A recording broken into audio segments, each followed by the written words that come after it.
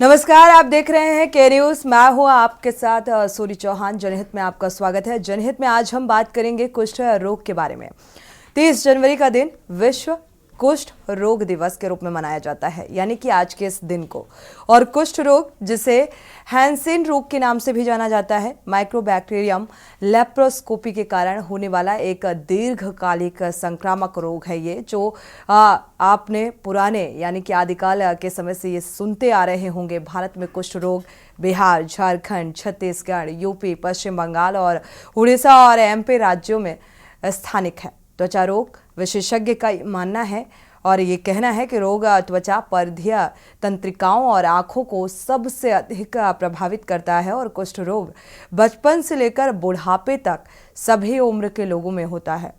कुष्ठ रोग का इलाज संभव है और प्रारंभिक अवस्था में उपचार से विकलांगता को रोका जा सकता है। कुष्ठ रोग अनौपचारिक मामलों के साथ निकट और लगातार संपर्क के दौरान नाक और मुंह से बूंदों के माध्यम से फैलता है। कुष्ठ रोग के लक्षण और 1 वर्ष के भीतर दिख सकते हैं और आपको बता दें कि 20 साल या उससे भी अधिक का समय लगता है।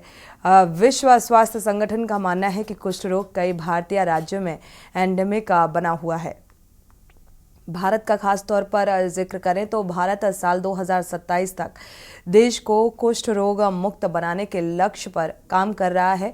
और इस पर किस तरीके से काम किया जा रहा है ये भी जानेंगे, इसको लेकर भी चर्चा करेंगे, क्योंकि 2027 तक का जो लक्ष्य रखा गया है कि इस रोग से छुटकारा दिलाया जा सके, ये कैसे इस पर काम किया जाएगा, कैसे संभव होगा, इसको लेकर दर्शकों की राय भी साझा करेंगे। साथ ही हमारे साथ मेहमान जुड़ेंगे, डॉक्टर्स जुड़ेंगे, जिनसे हम इसके बारे में और विस्तार से चर्चा कर सकेंगे। क्योंकि त्वचा रोग ये एक तरीके से ये भी माना जाता रहा है कि ये एक छुआछूत की बीमारी है और एक व्यक्ति से दूसरे व्यक्ति पर आसानी से ये फैलती है, ये भी कहा जा रहा था। और लोग जब भी त्वचा संबंधी तो कोई भी बीमारी सामने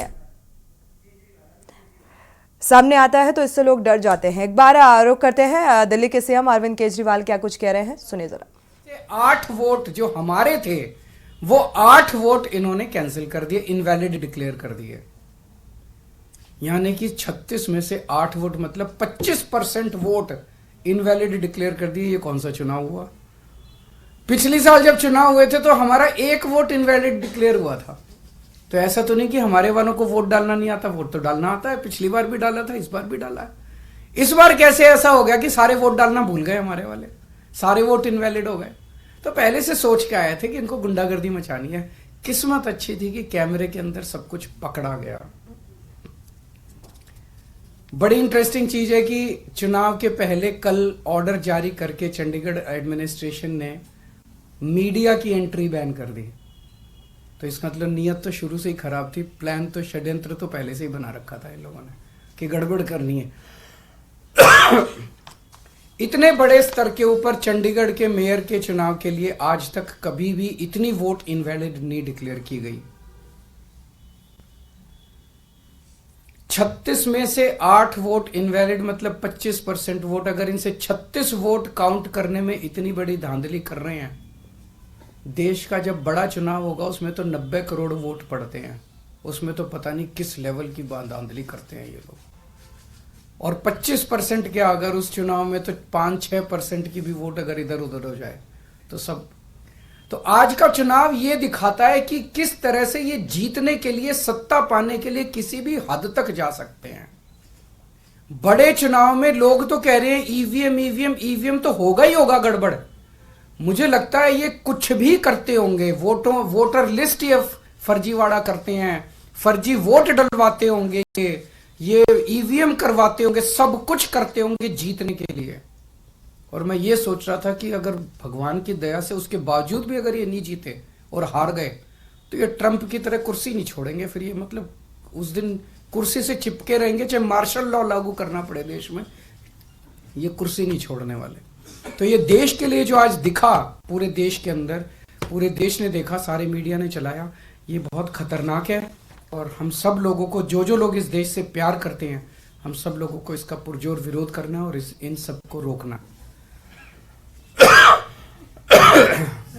आपने आपने सर लेकर ये कहा कोर्ट आप लोग जा रहे हैं ऐलान किया आम आदमी पार्टी ने, अंत में आपने ये कहा कि कुर्सी से चिपके रहेंगे। पिछले दिनों मल्लिकार्जुन खड़गे ने भी इसी तरह का बयान दिया था कि ये आखिरी वोटिंग चुनाव है और उसके बाद प्रेसिडेंशियल इलेक्शन हो जाएगा बाकी कंट्रीज की तरह। तो ये आप मान के चल रहे हैं कि ऐसा होगा या फिर आप ये सारे जो आसार दिखाई दे रहे हैं ये इसी तरफ इंगित करते हैं कि बहुत बड़े स्केल के ऊपर कुछ तो गड़बड़ है। अगर एक 10 बाई 10 किलोमीटर का छोटा सा शहर चंडीगढ़, उस चंडीगढ़ के छोटे से शहर के अंदर एक छोटे से मेयर का चुनाव, उसके अंदर अगर ये इस किस्म तक, इस हद तक गिर सकते हैं तो बड़े चुनाव के लिए तो किसी भी हद तक जा सकते हैं लोग। सर, तो आप इस बात को समर्थन कर रहे हैं कि ईवीएम जो है उसमें भी अब गड़बड़ी करने की सरकार। देखिए अभी जो कई सारे मैंने देखे हैं वीडियोस, कई सारे, उसके ऊपर एक दिन अलग से चर्चा कर सकते हैं। इसके अलावा इंडिया गठबंधन को लेकर आगे भविष्य में सीट शेयरिंग को लेकर भी चर्चा चल रही है और आप भी लोकसभा चर्चा अच्छी चल रही है और बहुत जल्दी मुझे लगता है कि हमारे भी कुछ ना कुछ नतीजे आएंगे। कई राउंड ऑफ डिस्कशन हो चुके हैं। सर, इस चुनाव के बाद इंडिया गठबंधन के नेताओं से, खासकर कांग्रेस के लीडर से क्या आपकी बात हुई है? क्योंकि एक प्रेस कॉन्फ्रेंस तो पवन बंसल थे, अभी बैठे थे, तो जो भी करने की जरूरत पड़ेगी वो करेंगे।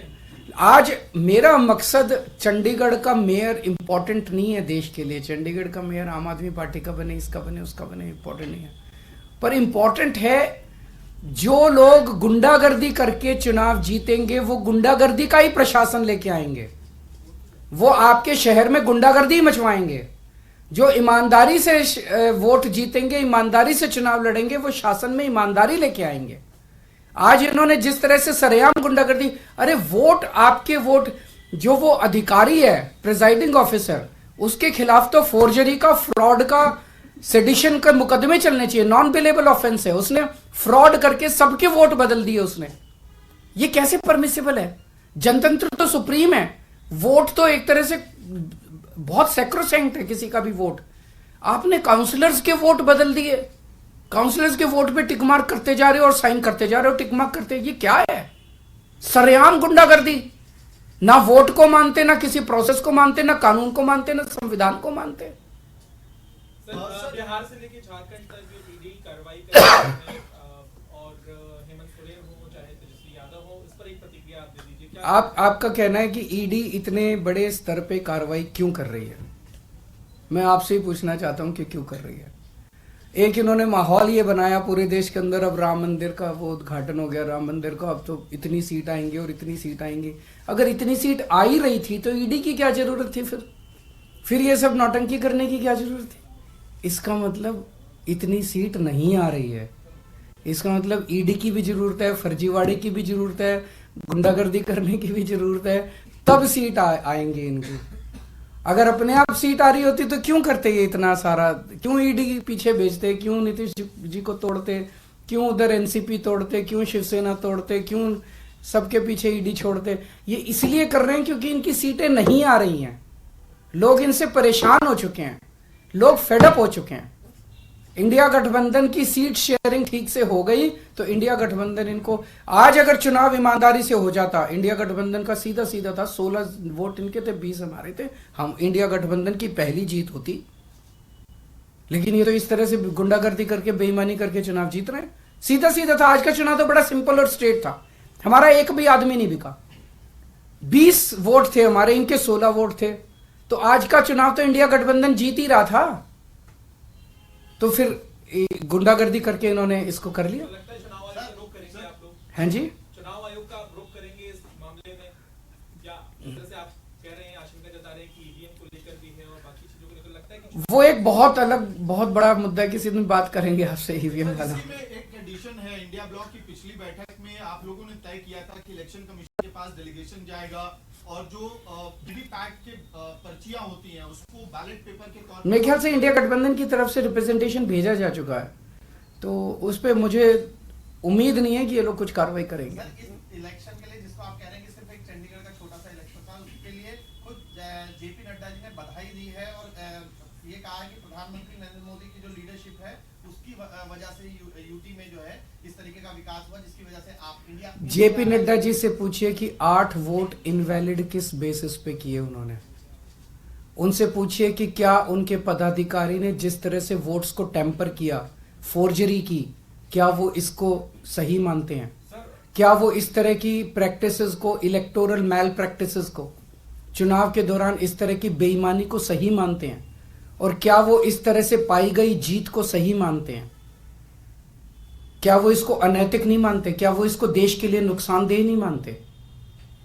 क्या केवल येन केन प्रकारेण जीतना उनके लिए सब कुछ है? मार के, पीट के, वोट टेम्पर करके, सब कुछ करके बस जीत जाओ किसी भी तरह से। सर, कल जिस तरह से हेमंत सोरेन को लेकर खबरें आ रही थी कि ईडी एक तरह से हंट पे दिख रही थी, लगातार खबरें प्लांट भी हो रही थी और दावा किया जा रहा था कि हेमंत सोरेन गायब हो गए, तो एक मुख्यमंत्री के बारे में जिस तरह से एजेंसियां काम कर रही हैं, आपको लगता है आने वाले समय में कार्रवाई और बढ़ने वाली है इंडिया ब्लॉक के लीडर्स के खिलाफ? मुझे लगता है लोकसभा के पहले जिस तरह से इनका माहौल है, इनको मेजॉरिटी नहीं मिल रही है। इंडिया गठबंधन स्ट्रांग है। आज आप मेरे से निकलवा लीजिए जो कुछ इन्होंने बिहार के अंदर किया। पिछली बार इन्होंने 17 सीट दी थी नीतीश जी को, 17 सीट पे लड़ी थी बीजेपी। 17 की 17 इस बार भी ये 17 सीट दें अगर नीतीश कुमार जी को, 17 की 17 सीटें नीतीश कुमार जी हारेंगे। उन्होंने बिहार की जनता के साथ धोखा किया, तो बीजेपी को इसका नुकसान होने वाला। इस तरह की हरकतें ये देश पसंद नहीं करता। ईमानदारी से लड़ो चुनाव, अगर आप जीते हो आप जीतो, कोई और जीते, कोई जिसकी सरकार बने उसको चलाने। Thank you. CM Arvind Kejriwal को आप सुन पा रहे थे। मेयर चुनाव के रिजल्ट को लेकर सीधा सीधा आरोप भारतीय जनता पार्टी पर कि फोर्जरी के जरिए ये जीत हासिल की गई, क्योंकि गठबंधन की 20 वोट थे तो जीत संभव थी और 8 वोट कैसे इनवैलिड हो सकते हैं। हमारे साथ हम जनहित में वापस लौटते हैं। जनहित में हम बात कर रहे थे त्वचा रोग को लेकर, आखिर ये कैसे फैलता है और क्या कुछ बचाव हो सकते हैं। हमारे साथ खास मेहमान जुड़ चुके हैं, आपका परिचय करा देते हैं। AK शुक्ला जी हैं, पूर्व CMO हैं, आपका स्वागत है चर्चा में शामिल होने के लिए। डॉक्टर DP शिवहरे हैं, त्वचा रोग विशेषज्ञ, आपका भी बहुत बहुत स्वागत है चर्चा में शामिल होने के लिए। तो एक लंबे समय से त्वचा की जो बीमारियां हैं वो पनप रही हैं और इसे एक छुआछूत की बीमारी भी माना जाता है कि एक व्यक्ति से दूसरे व्यक्ति में ये आसानी से ये रोग हो सकता है। एक बार रुख कर लेते हैं डॉक्टर DP शिवहरे का, जानते हैं कि ये कैसे फैलता है और कितना घातक होता है। जी, हम लेप्रोसी की बात करें तो लेप्रोसी एक बैक्टीरिया से फैलता है जिसका नाम है माइकोबैक्टीरियम लेप्री। एक या टीवी की तरह बैक्टीरिया होता है। इसके फैलने के कई रूट हो सकते हैं। जो मोस्ट कॉमन रूट होता है जो हमारे नेजोफेरेंजियल, खांसी से, छींक से, इन सब से अगर वो बैक्टीरिया निकलते हैं और सामने वाला कोई अगर पर्सन है उसको इन्फेक्ट कर सकते हैं। दूसरा, बहुत रेयरली कभी कभार जब बहुत ज्यादा इन्फेक्शन हो व्यक्ति के उसमें शरीर में, तो फिर टच से भी फैल सकता है। जब टच बहुत लंबा हो, बहुत देर तक चले या साथ में रह रहे हैं, तब उससे फैल सकता है। जी। बाकी 2 मेन रूट होते हैं। मेन जो रूट होता है फैलने का वो हमारा नेजोफेरेंजियल रूट होता है, जो नेजल ड्रॉपलेट्स होते हैं उनसे फैलता है। और ये जो बैक्टीरिया होता है हमारे कोल्ड एनवायरनमेंट में ज्यादा ग्रो करता है, तो हमारी जो सुपरफिशियल स्किन हो गई है ना, नर्व जो सुपरफिशियल नर्व होती हैं उनमें ग्रो करता है, आई के पास ग्रो कर सकता है, तो इस तरह के स्किन को मोस्टली इन्वॉल्व करता है। और घातक तो प्रेजेंटेशन इसके कई प्रकार के होते हैं। एक छोटा चकत्ता से लेके पूरी बॉडी में भी कई फैल सकता है, उसी हिसाब से इसके लक्षण होते हैं। बिल्कुल। हमारे साथ पूर्व CMO भी जुड़े हुए हैं, AK शुक्ला जी का रुख कर लेते हैं। AK शुक्ला जी, आपने देखा होगा पहले जो ये आंकड़े थे बहुत ज़्यादा सामने आते थे या ये रोग बहुत ज़्यादा देखने में आता था, लेकिन धीरे धीरे इन आंकड़ों में कमी देखी जा रही है। अगर अभी हालिया आंकड़ों का जिक्र करें तो बहुत कम देखा जाए तो लोग इससे संक्रमित पाए जा रहे हैं। और साथ ही सरकार का जो लक्ष्य है 2027 तक इसे पूरी तरीके से खत्म करने का, ये कैसे संभव होगा, कैसे आसान होगा और इस दिशा में क्या कुछ प्रयास स्वास्थ्य प्रबंधन के? इस संबंध में मुझे कहना है कि लेप्रोसी जो एक त्वचा का रोग है, इसके बारे में अभी डॉक्टर शिवहरे साहब द्वारा जानकारी दी गई ये कैसे फैलता है, और जो उन्होंने बताया कि नाक से, ओरोफेंजियल रूट से, छींक से, खांसी से फैलता है। दूसरा होता है अगर कोई TB का मरीज है उसके साथ कोई दूसरा स्वस्थ व्यक्ति लंबे समय तक रहता है, प्रोलॉन्ग कांटेक्ट जिसको कहते हैं, उससे इसको हो सकता है। और ये रोग इतने धीरे धीरे फैलता है कि शुरू में लोगों को पता नहीं होता। मैंने केसेस देखे हैं कि गांव में लोगों को लेप्रोसी हो गई और उनको पता नहीं चला। वो जाड़े के दिनों में आग ताप रहे हैं, जब हाथ जल जाता है, पैर जल जाता है, तब उनको पता चलता है कि अरे ये कैसे जल गया, पता नहीं चला। तो इधर कुछ दिनों से जागरूकता बढ़ी है लोगों में, स्वास्थ्य के प्रति जागरूकता बढ़ी है। चिकित्सा विभाग ने भी कुछ प्रोग्राम चलाए हैं ट्यूबरकुलोसिस के, लेप्रोसी के, उससे लोगों में धारणा बदली है। एक जमाना था जब टीबी या लेप्रोसी किसी को हो जाती थी तो उस व्यक्ति को एक तरीके से सामाजिक बहिष्कार कर दिया जाता था, इनको समाज से बिल्कुल। दूर कर दिया, हम्म। साथ खाने पीने बैठने उठने का संबंध खत्म कर देते थे। बिल्कुल। टीबी सेनेटोरियम्स बने हुए थे, लेकिन अब ऐसी स्थिति नहीं है, केसेस भी कम हुए हैं, लेकिन फिर भी केसेस हैं। और इसका बेस्ट उचित बचाव यही है कि आदमी रेगुलर अपने शरीर की जांच कराता रहे। अगर कहीं भी कोई धब्बा है, दाग है, तो उसकी जांच कराए।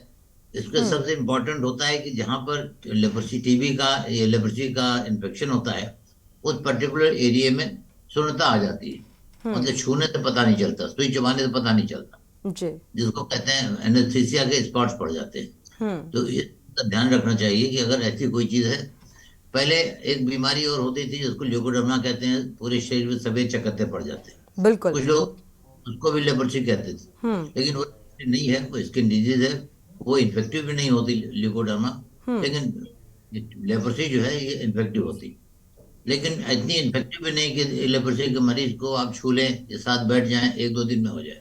जी। ये लॉन्ग प्रोलॉन्ग कॉन्टैक्ट के बाद रोग होता है। अब इसका इलाज पूरी तरह संभव है, लेकिन इसका इलाज काफी लंबे समय तक चलता है।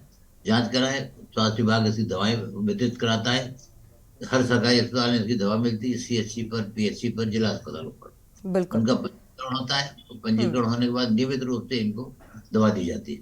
बिल्कुल। इसलिए चिंता की बात नहीं है, घबराने की बात नहीं होती। अगर है जिसको एक सामान्य रोग समझ करके उसका इलाज करा जाना चाहिए।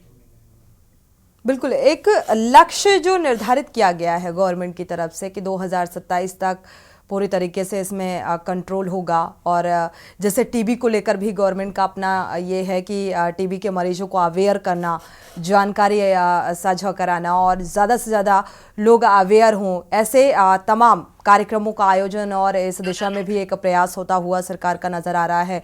और इसी तरीके का कुष्ठ रोग से भी रिलेटेड यही लक्ष्य रखा गया है कि 2027 तक पूरी तरीके से इन आंकड़ों में अंकुश लग जाएगा। तो ये क्या इतना आसान होगा स्वास्थ्य प्रबंधन के लिए?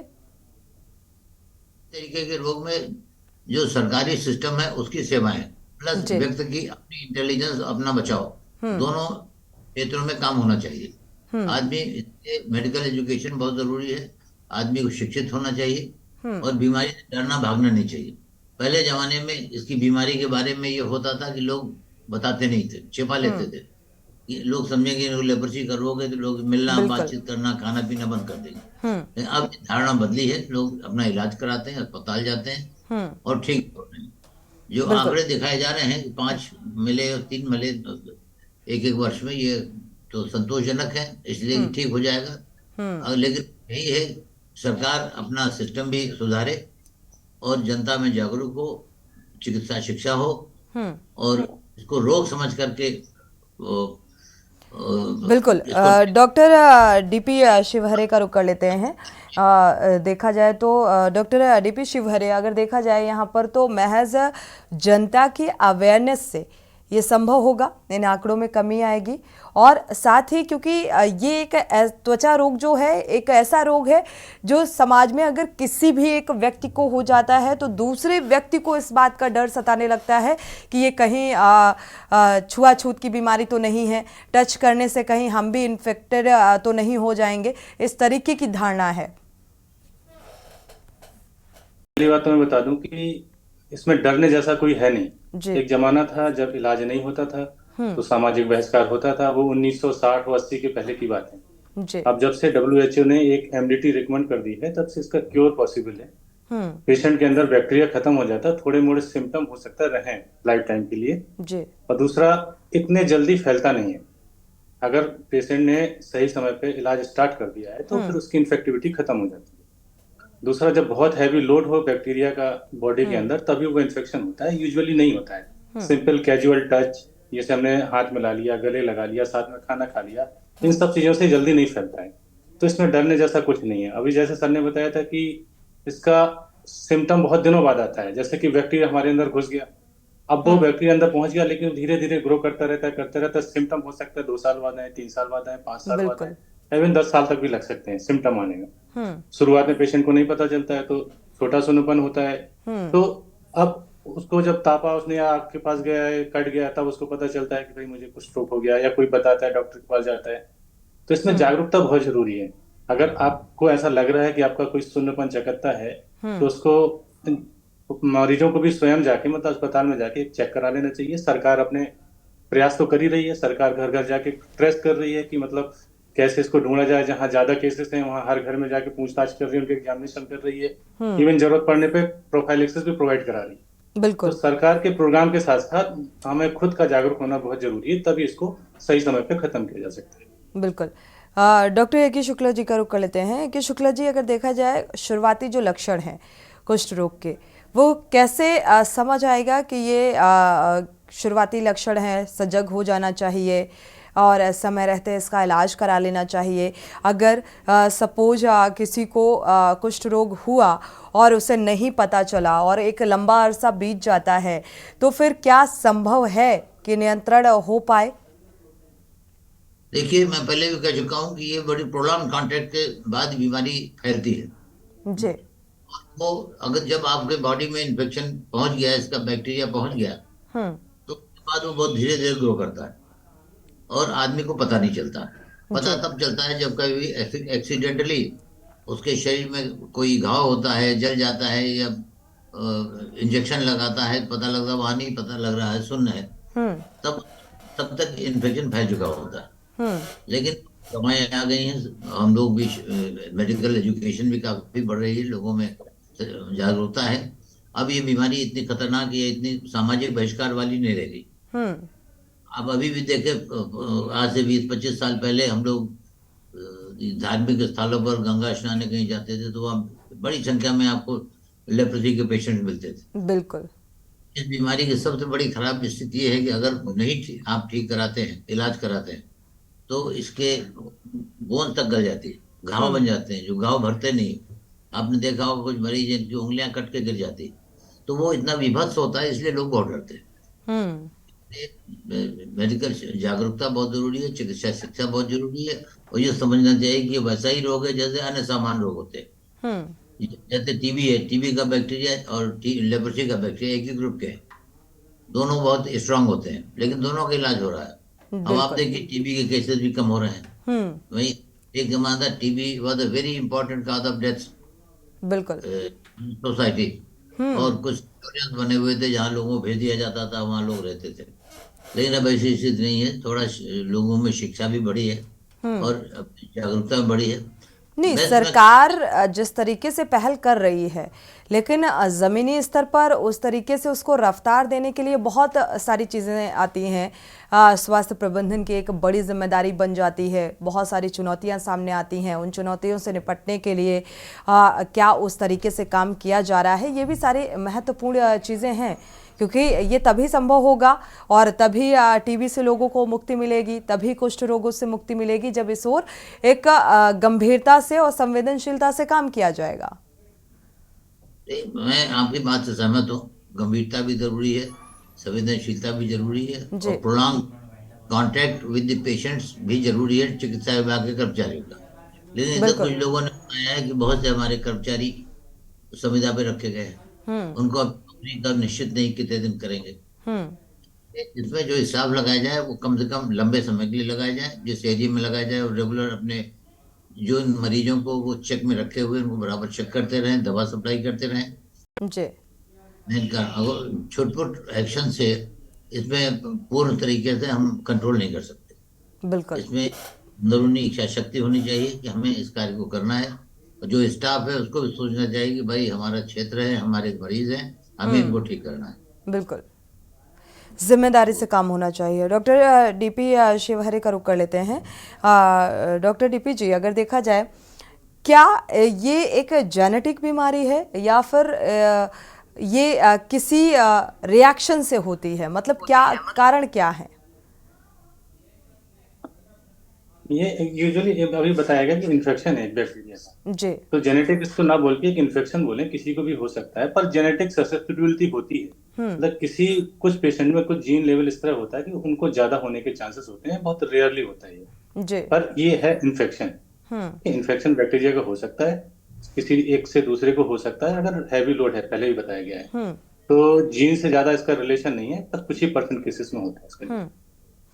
इन्फेक्टेड बीमारी है ये एक तरीके से देखा जाए तो। अभी लोगों को अवेयर करने के लिहाज से और देखा जाए लोगों को और कितना जागरूक होने की ज़रूरत है और समझने की ज़रूरत है, और ये इन्फेक्शन कैसे फैलता है, कैसे लोग इसकी जद में आते हैं? जो हमारे नेजल ड्रॉपलेट्स हैं, छींक से हुए, खांसी से हुए या रुचि से जो हमारा होता है, एक से दूसरे को फैल सकता है। बहुत रेयर केसेस में जब हैवी लोड हो, बहुत प्रोलॉन्ग्ड कांटेक्ट हो, ज्यादा देर तक टच हो, तो टच से भी फैल सकता है। दो इसके मेन रूट होते हैं, और पहला जो नेजोफ्रेन मोस्ट कॉमनली वही रूट होता है, इस तरह फैल सकता है। दूसरा, बाकी तो जो आप इन्फेक्टेड पर्सन के क्लॉथ वगैरह होते हैं उस पर लेट रहे हैं, आपकी बॉडी में स्किन में जो क्लोज कांटेक्ट है, उनकी स्किन में कोई कट वगैरह है, और पेशेंट का सही से ट्रीटमेंट स्टार्ट नहीं हुआ, हैवी लोड है, तो भी एक रेयर चांसेस होते हैं फैलने के। फैल सकता है। शुक्रिया आप दोनों मेहमानों का इस चर्चा में शामिल होने के लिए। तो फिलहाल अगर देखा जाए इन आंकड़ों में कमी ज़रूर देखने को मिल रही है, लेकिन अभी पूरी तरीके से जो लक्ष्य है सरकार का कि 2027 तक इसमें पूरे तरीके से नियंत्रण पाना है, और इस ओर इस दिशा में काम किया जा रहा है। और ये आशंका भी जताई जा रही है कि अब पहले से ज़्यादा लोग अवेयर हुए हैं और इसलिए भी आंकड़ों में कमी देखने को मिल रही है। इसी के साथ जनहित में फिलहाल बस इतना ही। आगे खबरों के लिए आप देखते रहिए के न्यूज़ इंडिया।